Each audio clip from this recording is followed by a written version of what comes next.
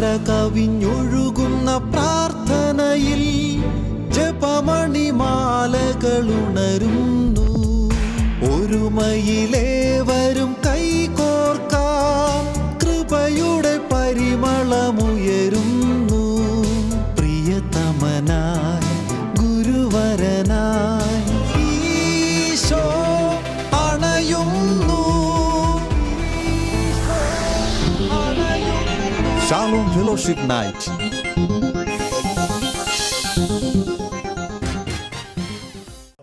Hallelujah.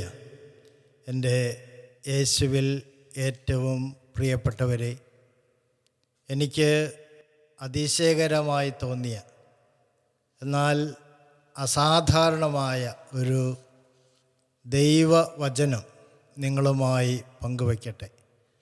അത് പഴയ നിയമത്തിൽ ഉൽപ്പത്തിയുടെ പുസ്തകത്തിൽ 47 അധ്യായത്തിൻ്റെ 8 വാക്യമാണ്. യാക്കോബ് ഫറവോയെ അനുഗ്രഹിച്ചു എന്നാണ്. ശരിക്കും തിരിച്ചാണ് സംഭവിക്കേണ്ടിയിരുന്നത്. ഫറവോ യാക്കോബിനെ അനുഗ്രഹിച്ചു. കാരണം ഫറവോ ഈജിപ്തിൻ്റെ പരമാധികാരിയാണ്, ഭരണകർത്താവാണ്. അദ്ദേഹത്തിനാണ് അനുഗ്രഹിക്കുവാനുള്ള അവകാശമുള്ളത്.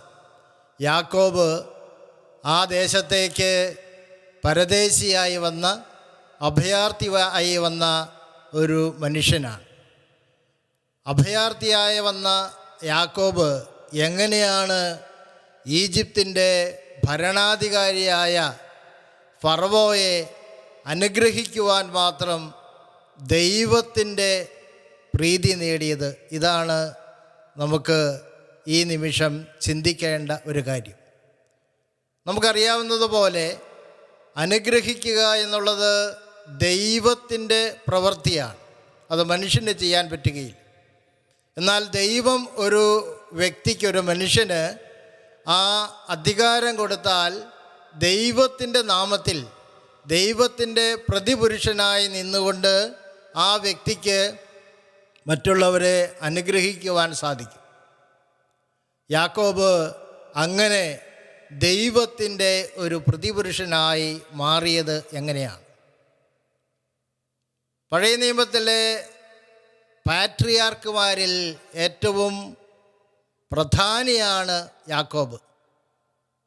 അബ്രാഹം, ഇസഹാക്ക്, യാക്കോബ്, ദൈവം തന്നെ അറിയപ്പെടുന്നത് ഈ പിതാമഹന്മാരുടെ പേരിലാണ്.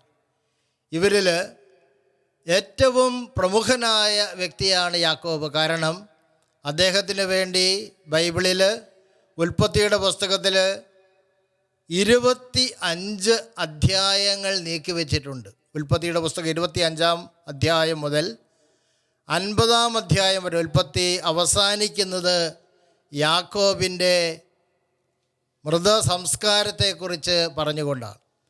അപ്പോൾ ഒരു പുസ്തകത്തിൻ്റെ പകുതി ഭാഗം മുഴുവനും ഈ ഒരു വ്യക്തിയെ കേന്ദ്രീകരിച്ചാണ് നിൽക്കുന്നത്. അത് യാക്കോബിൻ്റെ ആ പ്രാധാന്യത്തെ നമ്മുടെ മുമ്പിൽ വെളിവാക്കുകയാണ്. ബൈബിൾ 2 കാര്യങ്ങളാണ്. ഉൽപ്പത്തിയുടെ പുസ്തകത്തിൽ 25 അധ്യായത്തിലാണ് യാക്കോബിൻ്റെ ജീവിതം ആരംഭിക്കുന്നത്. യാക്കോബിനെക്കുറിച്ച് 2 കാര്യങ്ങൾ ബൈബിൾ പറയുന്നു. ഒന്ന് നെഗറ്റീവായിട്ടുള്ള കാര്യമാണ്, 2 പോസിറ്റീവായിട്ടുള്ള കാര്യമാണ്. നെഗറ്റീവായിട്ടുള്ള കാര്യം, യാക്കോബ് അധികാരമോഹിയായിരുന്നു എന്നുള്ളതാണ്. പേരിൻ്റെ അർത്ഥം തന്നെ സ്ഥാനം കൈക്കലാക്കുന്നവൻ, അധികാരം ആഗ്രഹിക്കുന്നവൻ എന്നാണ്. ഉൽപ്പത്തിയുടെ പുസ്തകത്തിൽ 25 അധ്യായത്തിൻ്റെ 26 വാക്യത്തിൽ ജനിക്കുന്ന സമയത്ത് തന്നെ ഇത് യാക്കോബിനുണ്ടായിരുന്നു എന്നാണ് പറയുന്നത്. ജനിച്ചപ്പോൾ തന്നെ ഏസാവിൻ്റെ കുതികാലിൽ പിടിച്ചുകൊണ്ടാണ് ഇവൻ പുറത്തേക്ക് വന്നത്, കുഞ്ഞ് പുറത്തേക്ക് വന്നത്. അപ്പോൾ അവൻ്റെ സ്വഭാവത്തിൽ തന്നെ മറ്റുള്ളവരുടെ കുതികാൽ വെട്ടുക, കുതികാൽ പിടിക്കുക, അധികാരം എങ്ങനെയെങ്കിലും കൈക്കലാക്കുക എന്ന ഒരു വളരെ നിഷേധാത്മകമായ ഒരു സ്വഭാവം യാക്കോബിനുണ്ടായിരുന്നു. എന്നാൽ അവനെക്കുറിച്ച് നല്ല ഒരു കാര്യം, പോസിറ്റീവായിട്ടുള്ളൊരു കാര്യം പറയുന്നത് യാക്കോബ് ശാന്തനായിരുന്നു എന്നുള്ളതാണ്. അവൻ കൂടാരങ്ങളിൽ പാർത്തു എന്നാണ്. കൂടാരങ്ങളിൽ പാർത്തു. ഏസാവിനോട് താരതമ്യം ചെയ്യുമ്പോൾ ഏസാവ് വളരെ ആക്റ്റീവായിട്ടുള്ള ഒരു വ്യക്തിയായിരുന്നു. നായാട്ടുകാരനാണ്. പുറത്തിറങ്ങി നായാട്ട് നടത്തുന്നതിൽ താല്പര്യമുള്ള വ്യക്തിയായിരുന്നു ഏസാവ്.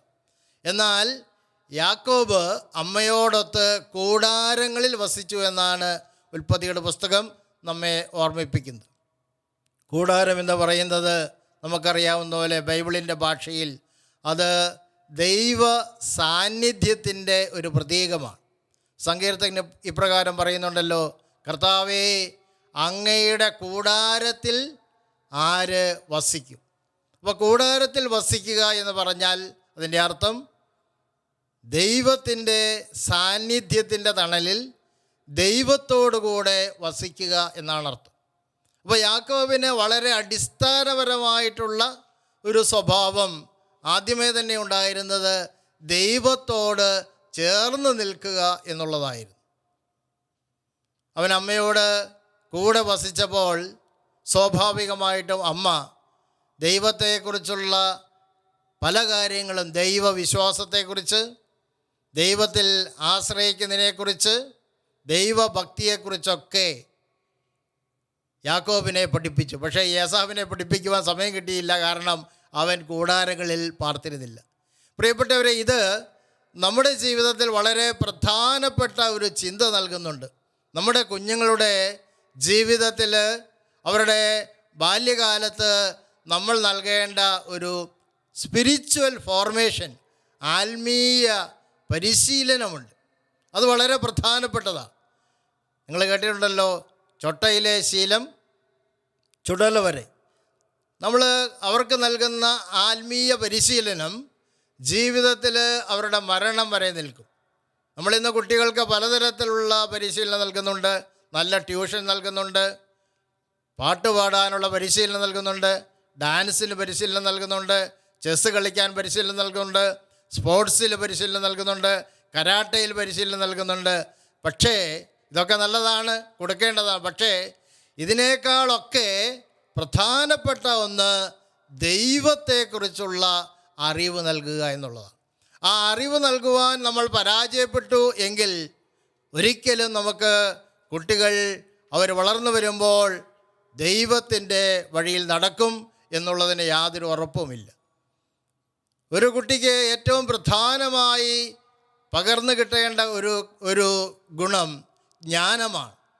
ദൈവത്തെക്കുറിച്ചുള്ള ജ്ഞാനം. ദൈവത്തിൽ നിന്ന് ദൈവം ഒരു മനുഷ്യന് നൽകുന്ന ഏറ്റവും പ്രധാന ഗിഫ്റ്റ് ജ്ഞാനമാണ്. ജ്ഞാനത്തിൻ്റെ പുസ്തകത്തിൽ 7-ാം അധ്യായത്തിൻ്റെ 14-ാം വാക്യപ്രകാരം പറയുന്നുണ്ട്, ജ്ഞാനം സിദ്ധിച്ചവർ ദൈവത്തിൻ്റെ സൗഹൃദം നേടുന്നു. ജ്ഞാനമുള്ളവർക്ക് മാത്രമേ ദൈവത്തോട് എല്ലാ നാളുകളിലും ചേർന്ന് നിൽക്കാൻ സാധിക്കുകയുള്ളൂ. ദൈവത്തിൻ്റെ ഫ്രണ്ട്ഷിപ്പ് നേടുക എന്നുള്ളത് അസാധാരണമായ കാര്യമാണ്. അങ്ങനെ നേടുവാൻ സാധിക്കുന്ന ഒരു വ്യക്തി ജ്ഞാനമുള്ള വ്യക്തിയാണ്.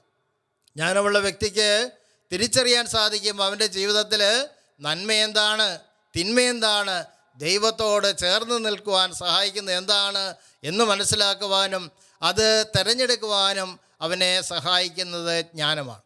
യാക്കോബിന് ഈ ജ്ഞാനമുണ്ടായിരുന്നത് കൊണ്ട് അവനെന്ത് ചെയ്തു? അവനെപ്പോഴും ദൈവത്തിൽ നിന്ന് അനുഗ്രഹം സ്വീകരിക്കുവാൻ, ദൈവത്തോട് ചേർന്ന് നിൽക്കുവാൻ അവനെപ്പോഴും ആഗ്രഹിച്ചിരുന്നു. അതിൻ്റെ വഴികളൊക്കെ തേടിയിരുന്നു. അതുകൊണ്ടാണ് അവൻ ഈ കടിഞ്ഞൂൽ അവകാശം കിട്ടുവാൻ വേണ്ടി തീവ്രമായി ആഗ്രഹിച്ചത്. അവൻ ആദ്യജാതനല്ല, ഏസാവാണ് ആദ്യജാതൻ.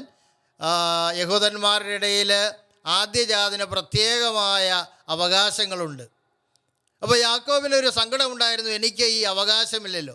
അവനറിയാം, ജ്ഞാനമുള്ളത് കൊണ്ട് അവനറിയാം, ജീവിതത്തിൽ വിജയം നേടണമെങ്കിൽ, ദൈവാനുഗ്രഹം ലഭിക്കണമെങ്കിൽ എന്തു വേണം? കടിഞ്ഞൂൽ അവകാശം വേണം. അപ്പോൾ അത് കിട്ടുവാൻ വേണ്ടി അവനിങ്ങനെ തീവ്രമായി ആഗ്രഹിച്ച് അന്വേഷിച്ചു കൊണ്ടിരിക്കുകയാണ്. പക്ഷേ ഏസാവിന് ഈ ദൈവഭയമോ ദൈവഭക്തിയോ അങ്ങനെയുള്ള പരിശീലനമോ ഇല്ലാതിരുന്നത് കൊണ്ട് അവന് ഈ കടിഞ്ഞൂൽ അവകാശത്തിൻ്റെ പ്രാധാന്യത്തെക്കുറിച്ചുള്ള ജ്ഞാനമില്ലായിരുന്നു. അതവൻ വളരെ നിസ്സാരമായി കരുതി. അതുകൊണ്ട് ഒരു ദിവസം ഇവൻ വേട്ടയാടി ക്ഷീണിച്ച് വന്നപ്പോൾ യാക്കോബ് പായസം കുടിച്ചുകൊണ്ടിരിക്കുകയാണ്. അപ്പോൾ യാക്കോബിനോട് അവൻ പറഞ്ഞു, എനിക്ക് നിൻ്റെ പായസം തരിക. അപ്പോൾ യാക്കോബ് ഒരു സൂത്രം പ്രയോഗിക്കുകയാണ്, ഞാൻ പായസം തരാം, പക്ഷേ നിൻ്റെ കടിഞ്ഞൂൽ അവകാശം നീ എനിക്ക് തരണം. യാസാവ് ചിന്തിച്ചു, എന്തിനാണ് ഈ കടിഞ്ഞൂൽ അവകാശം, ഇതുകൊണ്ട് എന്താണ് ഉപയോഗം? അവനത് വളരെ നിസ്സാരമായി കരുതിയെന്നാണ് ബൈബിൾ പറയുന്നത്. അവൻ പായസം മേടിക്കുകയും കടിഞ്ഞൂൽ അവകാശം യാക്കോബിന് നൽകുകയും ചെയ്തു. അങ്ങനെ യാക്കോബ് കടിഞ്ഞൂൽ അവകാശമുള്ള ഒരു വ്യക്തിയായി മാറുകയാണ്. അതവൻ്റെ ജീവിതത്തിൽ അനുഗ്രഹത്തിൻ്റെ ഒരു വഴിയായി മാറുകയാണ്. രണ്ടാമത് അവൻ ചെയ്തൊരു കാര്യം, അവൻ്റെ പേര് സൂചിപ്പിക്കുന്നത് പോലെ തന്നെ അധികാരം നേടാനുള്ള ഒരു കുതന്ത്രം അവൻ ഉപയോഗിക്കുകയാണ്. അത് ദൈവത്തിന് ഇഷ്ടമില്ലാത്ത കാര്യമാണ്. ഇസഹാക്ക് പ്രായമായി, കണ്ണിന് കാഴ്ചയില്ല. അപ്പോൾ ഇസഹാക്കിന് താല്പര്യമുള്ളത് ഏസാവിനെയാണ്. അപ്പോൾ ഏസാവിനോട് പറഞ്ഞു, നീ വേട്ടയാടിക്കൊണ്ട് ഇറച്ചി കൊണ്ടുവരിക, ഞാനത് കഴിച്ച ശേഷം ഞാൻ നിന്നെ അനുഗ്രഹിക്കാം. അപ്പോൾ യാക്കോബ് ഒരു കാര്യം ചെയ്യുകയാണ്. ഏസാവിൻ്റെ വേഷമണിഞ്ഞ്, ഏസാവിനെ പോലെ രോമാവൃതനായി ആട്ടിൻതോലൊക്കെ അണിഞ്ഞുകൊണ്ട് ഇസഹാക്കിൻ്റെ മുമ്പിൽ വരികയാണ്. എനിക്ക് തോന്നുന്നത് ഇന്ന് നമ്മൾ ഫാൻസി ഡ്രസ് കോമ്പറ്റീഷനുണ്ട്, വേഷപ്രച്ഛന്ന മത്സരം. ലോക ചരിത്രത്തിൽ ആദ്യമായി ഈ ഫാൻസി ഡ്രസ് നടത്തിയ വ്യക്തി യാക്കോബായിരിക്കും. അങ്ങനെ ഒരു ഫാൻസി ഡ്രസ് നടത്തി ഇസഹാക്കിൻ്റെ മുമ്പിൽ വന്ന് ഇസഹാക്കിനെ കളിപ്പിച്ച് ഇസഹാക്കിൽ നിന്ന് അനുഗ്രഹം, ഏസാവിന് കിട്ടേണ്ട അനുഗ്രഹം അവൻ കൈക്കലാക്കുകയാണ്. അത് അവൻ്റെ ജീവിതത്തിൽ വലിയൊരു തകർച്ചയ്ക്ക് കാരണമായി. ഏസാവ് അവനെ വെറുക്കുവാനിടയായി. അങ്ങനെ നാട്ടിൽ നിൽക്കുവാൻ പറ്റാത്ത ഒരു സാഹചര്യം വന്നതുകൊണ്ട് അവൻ സ്വന്തം നാട്ടിൽ നിന്ന് ഒളിച്ചോടുകയാണ്. ഒരിക്കലും പാപം ചെയ്തൊരു വ്യക്തിക്ക് ജീവിതത്തിൽ അനുഗ്രഹം ലഭിക്കുകയില്ല എന്ന് യാക്കോബിനുണ്ടായ ഈ തകർച്ച നമ്മെ ഓർമ്മിപ്പിക്കുകയാണ്. ഇവനിങ്ങനെ എല്ലാം നശിച്ച് നാട്ടിൽ നിന്ന് ഓടുകയാണ് എങ്കിൽ പോലും അവൻ്റെ ഉള്ളിൽ ദൈവത്തോടുള്ള ഒരു വലിയൊരു അറ്റാച്ച്മെൻറ്റ്, ബാല്യകാലത്തിൽ കിട്ടിയ ആ അറ്റാച്ച്മെൻറ്റ് അവൻ്റെ ഒപ്പമുണ്ടായിരുന്നു, അവൻ്റെ മനസ്സിലുണ്ടായിരുന്നു. അങ്ങനെ അവന് അന്യനാട്ടിൽ അവനിങ്ങനെ പോവുകയാണ്, ലക്ഷ്യമില്ലാതെ പോവുകയാണ്. ലാബാൻ്റെ അടുത്തേക്ക് പോവുകയാണ്, അമ്മാവിൻ്റെ അടുത്തേക്ക്. അങ്ങനെ പോകുന്ന വഴിക്ക് രാത്രിയായി. അവൻ വളരെ ക്ഷീണിച്ച് ഒരു സ്ഥലത്ത് കിടക്കുകയാണ്. ഒരു കല്ലെടുത്ത് തലയണയ്ക്ക് പകരം കല്ല് തലയണയായി ഉപയോഗിച്ചുകൊണ്ട് കിടക്കുകയാണ്. ഉൽപ്പത്തിയുടെ പുസ്തകം 28-ാം അധ്യായത്തിലാണത് പറയുന്നത്. ആ കിടപ്പിൽ അവന് വലിയൊരു സ്വപ്നം കണ്ടു. സ്വർഗത്തിൻ്റെ ഒരു സ്വപ്നമാണ്. ആകാശം മുട്ടയെ നിൽക്കുന്ന ഒരു ഗോവണി, ഭൂമിയിൽ നിന്ന് ഈ ഗോവണി ഇങ്ങനെ പൊങ്ങി നിൽക്കുകയാണ്. ദൈവദൂതന്മാർ ഈ ഗോവണിയിലൂടെ ഇറങ്ങുകയും കയറുകയും ചെയ്യുന്ന ഒരു സ്വപ്നം. അപ്പോൾ ദൈവം അവൻ്റെ കൂടെ ഉണ്ട് എന്ന് ഈ സ്വപ്നത്തിലൂടെ ദൈവം അവന് ബോധ്യം നൽകുകയാണ്. ഉൽപ്പത്തിയുടെ പുസ്തകം 28-ാം അധ്യായത്തിൻ്റെ 15-ാം വാക്യം ഇതാണ്. ദൈവം അവനോട് ആ രാത്രിയിൽ പറയുകയാണ്, ഇതാ ഞാൻ നിന്നോട് കൂടെയുണ്ട്, ഇതാ ഞാൻ നിന്നോട് കൂടെയുണ്ട്, നീ പോകുന്നിടത്തെല്ലാം ഞാൻ നിന്നെ കാത്തു രക്ഷിക്കും. ഒരു മനുഷ്യൻ അവൻ്റെ ജീവിതത്തിൽ ലഭിക്കേണ്ട ഏറ്റവും വലിയൊരു സമ്പത്താണ്, നിധിയാണ് ദൈവത്തിൻ്റെ സാന്നിധ്യം, ദൈവത്തിൻ്റെ സംരക്ഷണം. അത് യാക്കോബിന് ഉണ്ട് എന്ന് ദൈവം അവന് ഉറപ്പ് നൽകുകയാണ്. ഉൽപ്പത്തിയുടെ പുസ്തകം 28-ാം അധ്യായത്തിൽ. അവനങ്ങനെ അവൻ്റെ യാത്ര പൂർത്തിയാക്കി ലാബാൻ്റെ അടുത്ത് വന്നു. അവൻ കഠിനമായി അധ്വാനിച്ചു. ലാബാൻ്റെ 2 പെൺമക്കളെ അവൻ കല്യാണം കഴിച്ചു. അവൻ്റെ ജീവിതം മാത്രമല്ല അനുഗ്രഹിക്കപ്പെട്ടത്, ലാബാൻ്റെ ജീവിതവും അനുഗ്രഹിക്കപ്പെട്ടു. നമ്മൾ ചിന്തിക്കേണ്ട ഒരു കാര്യം, മനസ്സിലാക്കേണ്ട ഒരു കാര്യം, ദൈവം അനുഗ്രഹിച്ച ഒരു വ്യക്തി ഏത് ദേശത്ത് ചെന്നാലും, ഏത് സമൂഹത്തിൽ ചെന്നാലും, ഏത് ഗ്രൂപ്പിൽ ചെന്നാലും, ഏത് കുടുംബത്തിലുണ്ടെങ്കിലും ആ സമൂഹം, ആ ദേശം, ആ കുടുംബം അനുഗ്രഹിക്കപ്പെടും. Praise the Lord. അത് പ്രധാനപ്പെട്ട ഒരു കാര്യമാണ്. ഉൽപ്പത്തിയുടെ പുസ്തകത്തിൽ ഇപ്രകാരം പറയുന്നുണ്ട്.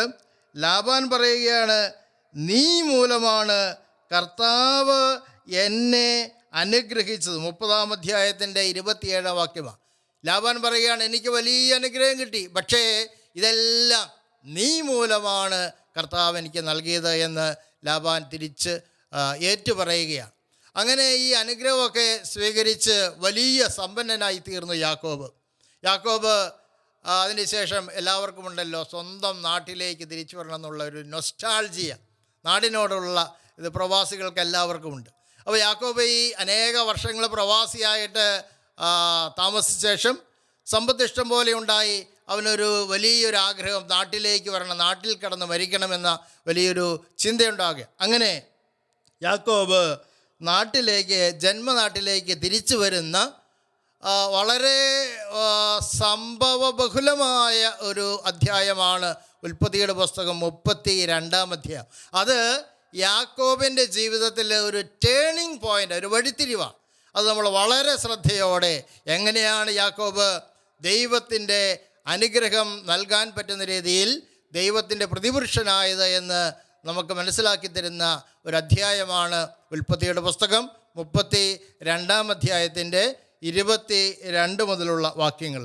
നാട്ടിലേക്ക് യാക്കോബ് വരികയാണ്. ബൈബിൾ ഇങ്ങനെ ഒരു പ്രൊസഷൻ, ഒരു ഘോഷയാത്ര വരുന്നതായിട്ടാണ് ചിത്രീകരിക്കുന്നത്. മുമ്പിൽ ജാഥാ ലീഡർ യാക്കോബ്, പുറകിൽ അദ്ദേഹത്തിൻ്റെ 2 ഭാര്യമാർ, 2 പരിചാരകന്മാർ, വേലക്കാർ, ഒട്ടകങ്ങൾ, കഴുതകൾ, ആടുകൾ, ഇങ്ങനെ വലിയൊരു ഘോഷയാത്ര വരികയാണ്. ഈ ജാഥാ ലീഡർ യാക്കോബാണ്. യാക്കോബിൻ്റെ മുഖത്ത് നോക്കിയാൽ നമുക്കറിയാം അശേഷം സന്തോഷമില്ല. കാരണം ജീവിതത്തിൽ വലിയ അളവ് അധ്വാനിച്ചു, വലിയ സമ്പത്ത് നേടി. പക്ഷേ ഇപ്പോഴും എനിക്ക് ദൈവത്തെ എൻ്റെ ഹൃദയത്തിൽ ആഴമായി അനുഭവിച്ചറിയാൻ പറ്റിയില്ലല്ലോ, എനിക്ക് ദൈവത്തെ സ്വന്തമാക്കാൻ പറ്റിയില്ലല്ലോ എന്ന ഒരു ശൂന്യത, ഒരു നഷ്ടബോധം യാക്കോബിൻ്റെ മനസ്സിലുണ്ടായിരുന്നു. അത് യാക്കോബിൻ്റെ മുഖത്ത് നിങ്ങൾക്ക് നോക്കുമ്പോൾ കാണുവാൻ സാധിക്കും. അങ്ങനെ ഈ ഘോഷയാത്ര ഒരു കടവിലെത്തി. ആ കടവിൻ്റെ പേര് യാക്കോബുമായി ബന്ധപ്പെട്ട് തന്നെയാണ് കിടക്കുന്നത്. കടവിൻ്റെ പേര് യാബോക്ക് എന്നാണ്, യാബോക്ക്. അപ്പോൾ യാക്കോബ് ചെയ്തൊരു കാര്യം, ഈ കടവിലെത്തിയപ്പോൾ അവൻ്റെ എല്ലാ പ്രിയപ്പെട്ടവരെയും സമ്പാദ്യം മുഴുവനും അക്കരെ എത്തിച്ചു.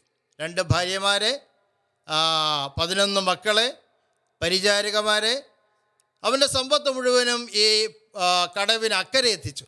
യാക്കോബ് വീണ്ടും തിരിച്ചു വന്ന് ഇക്കരെ നിന്ന് ഏകനായി നിൽക്കുകയാണ്. അവനൊരു ഒരേ ഒരു ആഗ്രഹം മാത്രമേ മനസ്സിലുള്ളൂ.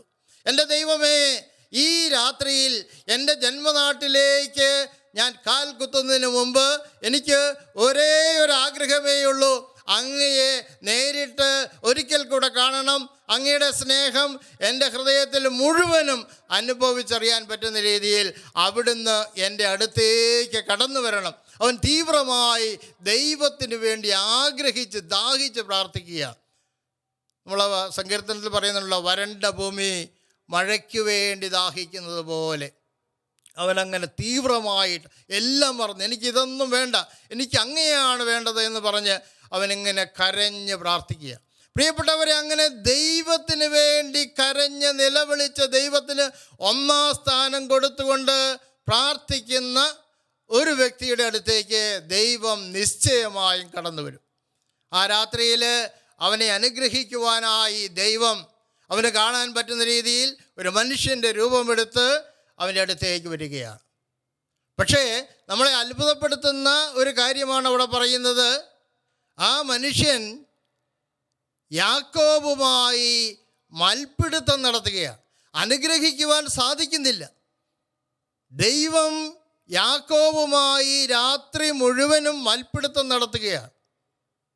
ഇത് വളരെ സ്ട്രെയിഞ്ച് ആയിട്ടുള്ളൊരു കാര്യമാണ്. കാരണം സർവശക്തനായ ദൈവം ഒറ്റ വാക്കുകൊണ്ട് ഈ ഭൂമിയെ, പ്രപഞ്ചത്തെ സൃഷ്ടിച്ചവനായ ദൈവത്തിന് ഈ തൃണസദൃശനായ കൃമിയായ യാക്കോബിനെ കീഴ്പ്പെടുത്താൻ സാധിക്കുന്നില്ല എന്ന് പറയുമ്പോൾ എന്താണ് അതിൻ്റെ അർത്ഥം? നമ്മൾ മനസ്സിലാക്കേണ്ടത് ഇതൊരു ശാരീരികമായിട്ടുള്ള, ഫിസിക്കലായിട്ടുള്ള ഒരു മൽപ്പിടുത്തമല്ല. ഈ മൽപ്പിടുത്തം നടക്കുന്നത് യാക്കോബിൻ്റെ മനസ്സിലാണ്. ദൈവം ചോദിക്കുകയാണ്, മകനെ, നിന്നെ സമൃദ്ധമായി 100% അനുഗ്രഹിക്കുവാനാണ് ഞാൻ ഈ രാത്രിയിൽ നിൻ്റെ അടുത്തേക്ക് വന്നിരിക്കുന്നത്. പക്ഷേ നിൻ്റെ ഹൃദയം ഇപ്പോഴും പൂർണ്ണമായും നീ എനിക്ക് നൽകിയിട്ടില്ല. നിൻ്റെ ഹൃദയം ഡിവൈഡഡ് ആണ്, വിഭജിക്കപ്പെട്ട ഒരു ഹൃദയമാണ് നിനക്കുള്ളത്. നീ നിൻ്റെ ഹൃദയത്തെ പൂർണ്ണമായിട്ടും എനിക്ക് സമർപ്പിക്കുമോ? ഈ മൽപ്പിടുത്തത്തിൻ്റെ ഉദ്ദേശം ഇതാണ്. ദൈവം യാക്കോബിനോട് ചോദിക്കുകയാണ്. അക്കരെ നിർത്തിയിരിക്കുന്ന അവൻ്റെ 2 പ്രിയപ്പെട്ട ഭാര്യമാരെ ചൂണ്ടിക്കാണിച്ചുകൊണ്ട് ദൈവം അവനോട് ചോദിക്കുകയാണ് രാത്രിയിൽ, യാക്കോബേ, നീ നിൻ്റെ ഈ 2 പ്രിയപ്പെട്ട ഭാര്യമാരേക്കാൾ അധികമായി എന്നെ സ്നേഹിക്കുന്നുണ്ടോ? ഉപകർത്താവേ എന്ന് പറയുവാൻ അവന് സാധിക്കുന്നില്ല. ആഗ്രഹമുണ്ടെങ്കിലും സാധിക്കുന്നില്ല. നീ 11 മക്കളേക്കാൾ അധികമായി എന്നെ സ്നേഹിക്കുന്നുണ്ടോ? ഉണ്ട് എന്ന് പറഞ്ഞാൽ അവിടെ പോരാട്ടം തീർന്നു, മൽപ്പിടുത്തം തീർന്നു. നീ കഴിഞ്ഞ നാളുകളിൽ കഠിനമായി അധ്വാനിച്ച് നേടിയ ഈ സമ്പത്തിനേക്കാൾ അധികമായി നീ എന്നെ സ്നേഹിക്കുന്നുണ്ടോ? ഉപകർത്താവേ എന്ന് പറയുവാൻ യാക്കോബിന് സാധിക്കുന്നില്ല. അതുകൊണ്ടാണ് ഈ മൽപ്പിടുത്തം തുടരുന്നത്.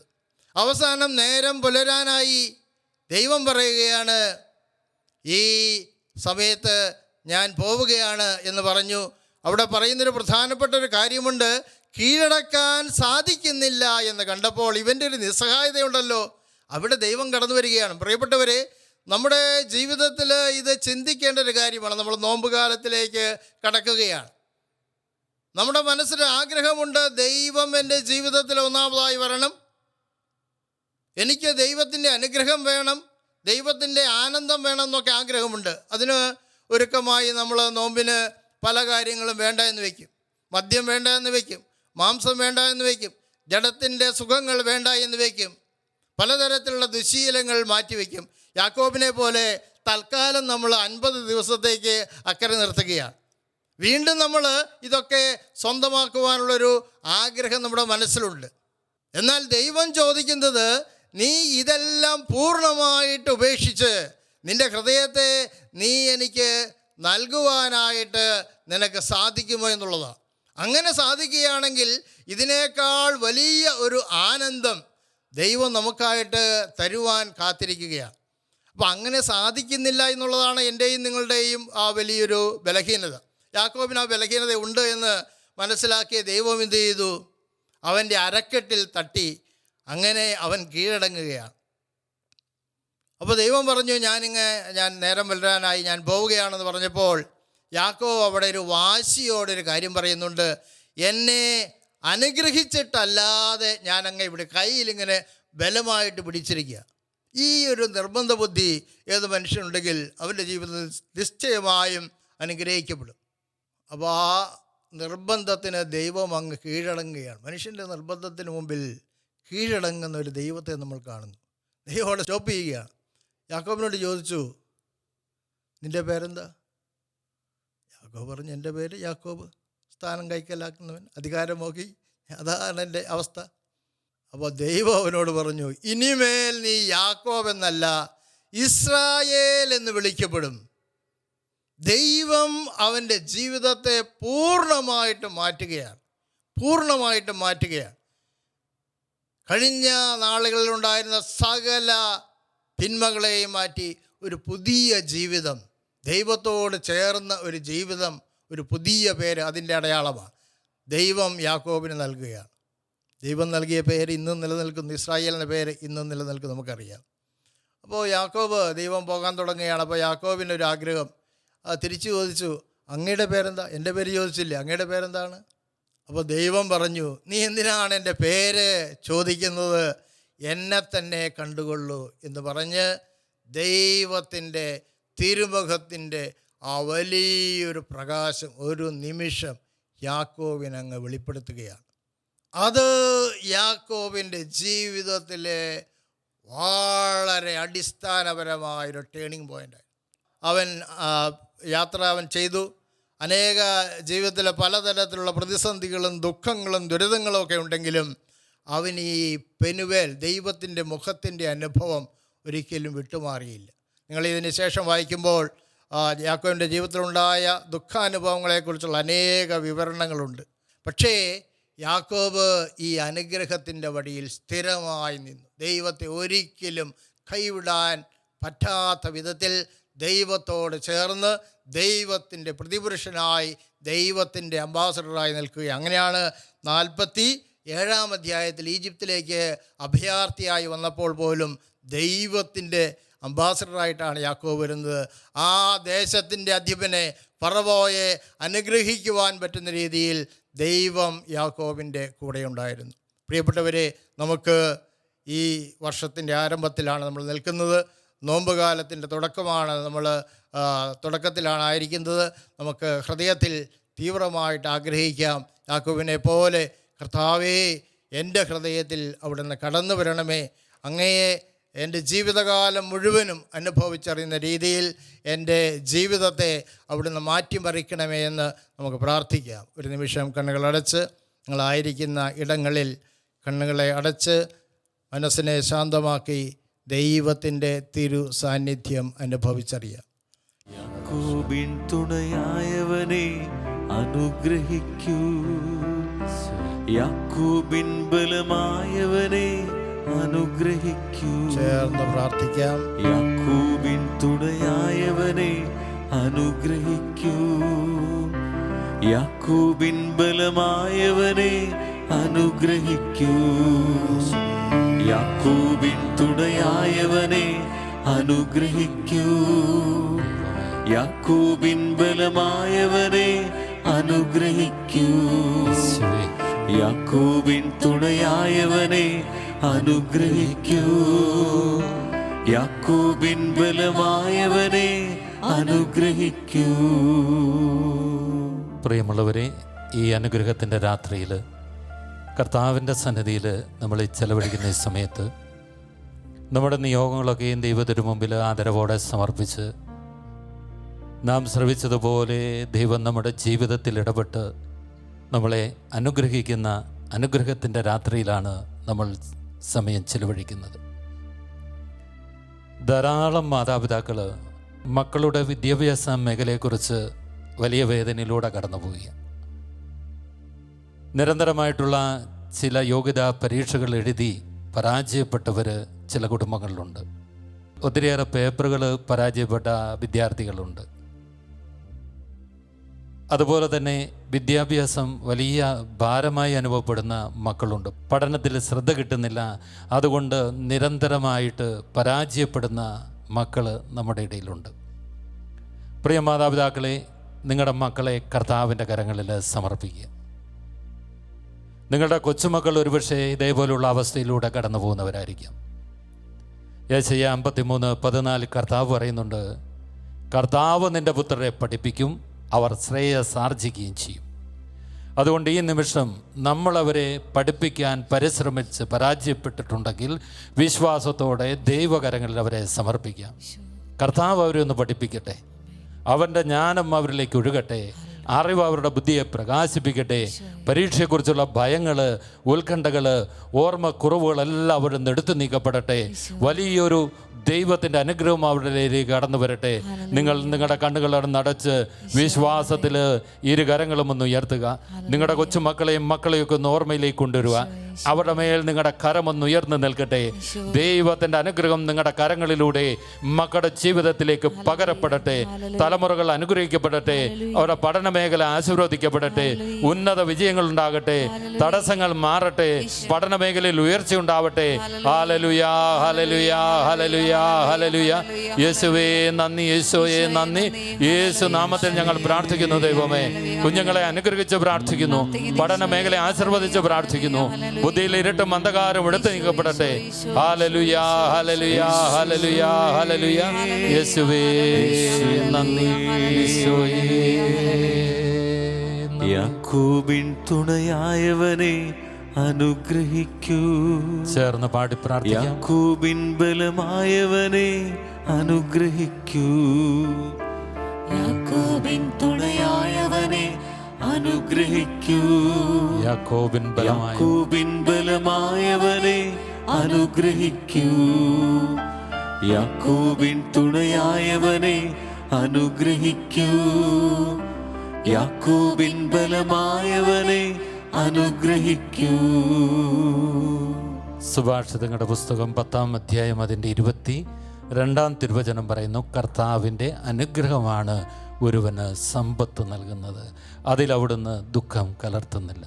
പ്രിയമുള്ളവരെ, ഈ കാലഘട്ടം നമുക്കറിയാം, അനേകർ വലിയ സാമ്പത്തിക പ്രതിസന്ധിയിലൂടെ കടന്നു പോകുന്നു. ഒരുപക്ഷേ ഈ ശുശ്രൂഷയിൽ പങ്കെടുത്തുകൊണ്ടിരിക്കുന്ന ചിലരുടെയെങ്കിലും ജീവിതത്തിൽ ഒരു ജപ്തി നോട്ടീസ് കിട്ടിയതിൻ്റെ ഒരു ഷോക്ക് അവരുടെ മനസ്സിൽ നിലനിൽക്കുക. ആ ബാധ്യത വീട്ടാൻ പറ്റാതെ വ്യസനിക്കുന്നവരുണ്ട്. വലിയ പ്രതീക്ഷയോടുകൂടി ആരംഭിച്ച ബിസിനസ്സുകൾ പരാജയപ്പെട്ട് ലോൺ തിരിച്ചെടുക്കാൻ പറ്റാത്ത വിധം വലിയ കടബാധ്യതയിൽ അകപ്പെട്ടു പോയവരുണ്ട്. അല്ലെങ്കിൽ ഒരു പുതിയ പ്രോജക്റ്റിലേക്ക് ഇറങ്ങിപ്പുറപ്പെട്ടു പരാജയപ്പെട്ടവരുണ്ട്. സമ്പത്ത് വേണ്ട വിധത്തിൽ കൈകാര്യം ചെയ്യുവാനുള്ള ജ്ഞാനത്തിൻ്റെ കുറവ് കൊണ്ട് സമ്പത്തുണ്ടായിട്ടും സമ്പത്ത് നഷ്ടപ്പെട്ട് കടഭാരങ്ങളിലും തകർച്ചയിലേക്കും കടന്നു വന്നവരെല്ലാം ഒരുപക്ഷെ അങ്ങനെയുള്ളവരും നമ്മുടെ കൂടെ ഉണ്ടാകും. പക്ഷെ ദൈവം പറയാം, കർത്താവിൻ്റെ അനുഗ്രഹം ഒരുവനെ വീണ്ടും സമ്പന്നനാക്കി മാറ്റും. ദൈവകരങ്ങളിൽ നിങ്ങളുടെ ബാധ്യതകളും കടങ്ങളും സമർപ്പിക്കുക. അത് കടന്നു വന്ന വഴികൾ ഏതായിക്കൊള്ളട്ടെ, ദൈവത്തിന് നിങ്ങളുടെ ജീവിതത്തെ അനുഗ്രഹിക്കാൻ പറ്റും. ഒന്നുമില്ലാതെ ഇറങ്ങിപ്പുറപ്പെട്ട യാക്കോബിനെ വലിയ സമ്പത്തിൻ്റെ ഉടയവനായി തിരിച്ചു കൊണ്ടുവന്ന ദൈവം അവിടെ നിന്നും ജീവിക്കുന്ന ദൈവമാണ്. അവിടെ നിന്ന് നിന്റെ സാമ്പത്തിക മേഖലയെ അനുഗ്രഹിക്കുന്ന ദൈവമാണ്. നിന്റെ പരാജയങ്ങളെ അനുഗ്രഹമാക്കി മാറ്റുന്ന ദൈവമാണ്. എൻ്റെ പ്രിയരെ, രണ്ട് കരങ്ങളും അവിടുത്തെ സന്നിധിയിലേക്ക് ഉയർത്തുക. ദൈവമേ, ഈ സമ്പത്ത് നീ തന്നതാ കർത്താവേ. ഞാൻ നഷ്ടപ്പെടുത്തിയതും അങ്ങ് തന്ന സമ്പത്താണ്. വീണ്ടും ഒരിക്കൽ കൂടി നീ എന്നെ ഓർക്കണമേ കർത്താവേ. യാക്കോബിനെ ഓർത്തതുപോലെ നീ എന്നെ ഒന്ന് ഓർക്കണമേ. എന്നെ അനുഗ്രഹിക്കണമേ. ഞങ്ങളുടെ സാമ്പത്തിക മേഖലയെ അനുഗ്രഹിക്കണമേ. അനുഗ്രഹിച്ച് ഞങ്ങളെ അനുഗ്രഹമാക്കി മാറ്റണമേ. ഞങ്ങളുടെ സമ്പത്തിനെ വർദ്ധിപ്പിക്കണമേ. ഹല്ലേലൂയ. കടഭാരങ്ങൾ എടുത്തു നീക്കണമേ. സാമ്പത്തിക തകർച്ചകൾ എടുത്തു നീക്കണമേ. ദൈവമേ, ഞങ്ങളങ്ങേ സ്തുതിക്കുന്നു. യാക്കോബിന്റെ ദൈവമേ, ഞങ്ങളങ്ങേ ആരാധിക്കുന്നു. Hallelujah, hallelujah, hallelujah, hallelujah. യേശുവേ നന്ദി. Hallelujah, hallelujah, hallelujah. യാക്കോബിൻ തുണയായവനെ അനുഗ്രഹിക്കൂ. ചേർന്ന് പാടാം. യാക്കോബിൻ ബലമായവനെ അനുഗ്രഹിക്കൂ. ഇത് അനുഗ്രഹത്തിന്റെ രാത്രിയാണ്. യാക്കോബിൻ തുണയായവനെ അനുഗ്രഹിക്കൂ. യാക്കോബിൻ ബലമായവനെ അനുഗ്രഹിക്കൂ. യാക്കോബിൻ തുണയായവനെ അനുഗ്രഹിക്കൂ. യാക്കോബിൻ ബലമായവനെ അനുഗ്രഹിക്കൂ. ഒരു നിമിഷം നമ്മുടെ ഹൃദയത്തെ നിന്ന് ശാന്തമാക്കി നമ്മുടെ എല്ലാ വ്യക്തിപരമായ നിയോഗങ്ങളും വിശ്വാസത്തോടെ ഒന്ന് സമർപ്പിക്കും. കർത്താവേ, എല്ലാം നിൻ്റെ കരങ്ങളിൽ തരുന്നു. യാക്കോബിനെ ചേർത്ത് പിടിച്ച് അനുഗ്രഹിച്ച ദൈവമേ, ഈ രാത്രിയിൽ എന്നെയും എൻ്റെ കുടുംബാംഗങ്ങളെയും ഞാനിതാ സമർപ്പിക്കുന്നു. അങ്ങൊന്ന് ചേർത്ത് പിടിച്ച് നിൻ്റെ മുറിവേറ്റ കരമുയർത്തി ഈ രാത്രി ഞങ്ങളെ അനുഗ്രഹിക്കണമേ. Hallelujah, hallelujah. പ്രിയമുള്ളവരെ, ഈ രാത്രിയിലെ കർത്താവിൻ്റെ സന്നിധിയിലേക്ക് കടന്നു വരുവാനും അവിടത്തോടൊപ്പം സമയം ചെലവഴിക്കുവാനും നല്ല ദൈവം ഒരുക്കിയ അവസരത്തെ ഓർത്ത് ഹൃദയപൂർവ്വം ഈശോയ്ക്ക് നന്ദി പറയാം. ഈശോ നമ്മളെ ഒത്തിരിയേറെ സ്നേഹിക്കുന്നു. നമ്മുടെ ആവശ്യങ്ങൾ അവിടെ നിന്ന് അറിയുന്നു. നമ്മുടെ ജീവിതത്തെ അവിടെ നിന്ന് അനുദിനം അനുഗ്രഹിച്ച് ഒരനുഗ്രഹമാക്കി മാറ്റിക്കൊണ്ടിരിക്കുന്ന നല്ല ദൈവത്തിന് നന്ദി പറയാം. ശാലോമിൻ്റെ ശുശ്രൂഷകൾ നിങ്ങളുടെ പ്രാർത്ഥനയായാലും ദൈവാനുഗ്രഹത്താലെല്ലാം ഭംഗിയായി മുമ്പോട്ട് പോകുന്നു. പ്രിയമുള്ളവരെ, ഈ അടുത്ത നാളുകളിൽ നിങ്ങളെയൊക്കെ ഒന്ന് നേരിട്ട് കാണുവാനും ഒന്നിച്ച് പ്രാർത്ഥിക്കുവാനും ഒക്കെ വേണ്ടി ഞങ്ങൾ നിങ്ങളുടെ അടുത്തേക്ക് വരുന്നുണ്ട്. മാർച്ച് മാസം 11-ാം തീയതി മുതൽ 16-ാം തീയതി വരെ കേരളത്തിൻ്റെ വിവിധ ഭാഗങ്ങൾ വെച്ച് ശാലോമിൻ്റെ ബെനഫാക്ടേഴ്സ് മീറ്റ് നടക്കുകയാണ്. മാർച്ച് 11 ചൊവ്വാഴ്ച തൃശ്ശൂർ, മാർച്ച് 12 ബുധൻ പാല, മാർച്ച് 13 വ്യാഴം ചങ്ങനാശ്ശേരി, മാർച്ച് 14 വെള്ളി തിരുവനന്തപുരം, മാർച്ച് 15 ശനി എറണാകുളം, മാർച്ച് 16 ഞായർ മൂവാറ്റുപുഴ. അപ്പോൾ നിങ്ങളെല്ലാവരെയും ഹൃദയപൂർവ്വം കൂട്ടായ്മയിലേക്ക് ക്ഷണിക്കുകയാണ്. നമുക്കൊരുമിച്ച് പ്രാർത്ഥിച്ച് പുതിയ അഭിഷേകം സ്വീകരിക്കാം. നമ്മുടെ ഭാരങ്ങളെല്ലാം ഈശോയുടെ അടുത്ത് ഇറക്കി വെക്കാം. കൂടുതൽ കൃപ കൊണ്ട് നിറയാം. അതുപോലെ നിങ്ങൾ നിങ്ങളുടെ ഫ്രണ്ട്സിൻ്റെ അടുത്തും നിങ്ങൾക്ക് പരിചയമുള്ളവരെല്ലാം കൂട്ടിക്കൊണ്ടുവരിക. എന്നാൽ നമുക്കവിടെ വചന പ്രഘോഷണമുണ്ട്, സ്തുതി ആരാധനയുണ്ട്, സൗഖ്യ പ്രാർത്ഥനയുണ്ട്, അഭിഷേക പ്രാർത്ഥനയുണ്ട്. അങ്ങനെ നമ്മളൊരു ദിവസം ധ്യാനം വരെ കർത്താവിൻ്റെ സന്നിധിയിൽ സമയം ചിലവഴിക്കുകയാണ്. അപ്പോൾ നിങ്ങളെല്ലാവരെയും സ്നേഹപൂർവ്വം സ്വാഗതം ചെയ്യുന്നു. നമുക്ക് ഒന്നിച്ച് പ്രാർത്ഥിക്കാം, ഒന്നിച്ച് കൃപയിൽ മുന്നേറാം. Hallelujah, hallelujah, hallelujah, hallelujah. അപ്പോൾ പ്രിയമുള്ളവരെ, നമ്മുടെയൊക്കെ വ്യക്തിപരമായ പ്രാർത്ഥനാ നിയോഗങ്ങൾ ഞങ്ങളേറെ ശ്രദ്ധാപൂർവം പ്രാർത്ഥിക്കാൻ ആഗ്രഹിക്കുന്നു. താഴെ കൊടുക്കുന്ന നമ്പറിൽ, വാട്സപ്പ് നമ്പറിൽ നിങ്ങളുടെ പ്രാർത്ഥനാ നിയോഗങ്ങൾ അറിയിക്കുക. നമുക്കൊരുമിച്ച് പ്രാർത്ഥിക്കാം. ദൈവസന്നിധിയിൽ ഞങ്ങൾ നിങ്ങൾക്ക് വേണ്ടി മാധ്യസ്ഥം വഹിക്കാം. ദൈവം നമ്മുടെ എല്ലാവരുടെയും ജീവിതത്തെ ഏറെ സമൃദ്ധമായിട്ട് അനുഗ്രഹിക്കും. പരിശുദ്ധ അമ്മയുടെ വിമല ഹൃദയത്തിൽ ഞങ്ങളെ സമർപ്പിച്ച് ഞങ്ങൾ പ്രാർത്ഥിക്കുന്നു. കർത്താവ് യേശുവിൽ പങ്കെടുത്തുകൊണ്ടിരിക്കുന്ന ഓരോ മക്കളെയും ഓർക്കുന്നു, അവർക്ക് വേണ്ടി പ്രാർത്ഥിക്കുന്നു. അവരുടെ നിയോഗങ്ങളെ ഒരിക്കൽ കൂടി തിരുസന്നിധി സമർപ്പിക്കുന്നു. നന്മ നിറഞ്ഞ മറിയമേ സ്വസ്തി, കർത്താവ് അങ്ങയുടെ കൂടെ സ്ത്രീകളിൽ അങ്ങ് അനുഗ്രഹിക്കപ്പെട്ടവളാകുന്നു. അങ്ങയുടെ ഉദരഫലമായി ഈശോ അനുഗ്രഹിക്കപ്പെട്ടവനാകുന്നു. പരിശുദ്ധ മറിയമേ തമ്പുരാന്റെ അമ്മേ, പാപികളായ ഞങ്ങൾക്ക് വേണ്ടി ഇപ്പോഴും ഞങ്ങളുടെ മരണസമയത്തും തമ്പുരാനോട് അപേക്ഷിക്കണമേ. ആമേൻ. ഈശോ മിശിഹായ്ക്ക് സ്തുതിയായിരിക്കട്ടെ. ഇപ്പോഴും എപ്പോഴും സ്തുതിയായിരിക്കട്ടെ. അമ്മ എന്ന രണ്ടക്ഷരത്തിൽ സ്നേഹമെല്ലാം പൊതിഞ്ഞു വച്ച് മാനവർക്കു പകുത്തു നൽകി ദൈവമലിവൂടെ. അമ്മ എന്ന രണ്ടക്ഷരത്തിൽ സ്നേഹമെല്ലാം പൊതിഞ്ഞു വച്ച് മാനവർക്ക് പകുത്തു നൽകി ദൈവമലിവൂടെ. ദൈവത്തിൻ്റെ അമ്മയായിടാൻ മറിയത്തെ തിരഞ്ഞെടുത്ത് സ്വർഗത്തിലും കരുതി വച്ചു അമ്മയുടെ സ്നേഹം. ദൈവത്തിന്റെ അമ്മയായിടാൻ മറിയത്തെ തിരഞ്ഞെടുത്ത് സ്വർഗത്തിലും കരുതി വച്ചു അമ്മയുടെ സ്നേഹം. ആവേ ആവേ മരിയ, ആവേ ആവേ മരിയ, ആവേ ആവേ മരിയ, ആവേ ആവേ മരിയ.